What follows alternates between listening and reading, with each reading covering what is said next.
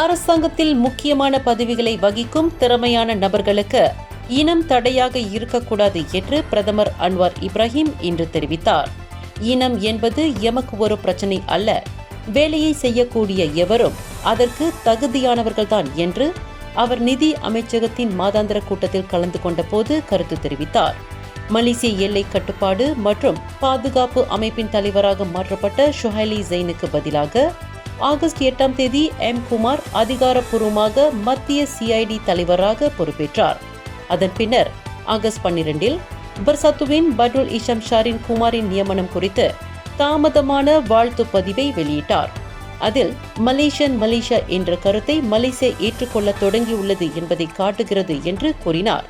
மேலும் இந்த கருத்தை அரசாங்கம் தொடர்ந்து ஏற்றுக்கொண்டால் மலேசியா விரைவில் பூமிபுத்ரா அல்லாத முதல் தலைமை நீதிபதி, ஆயுதப்படை தலைவர் மற்றும் காவல்துறை தலைவர் ஆகியோரை பெற முடியும் என்று சூசகமாக அவர் கூறியது குறிப்பிடத்தக்கது.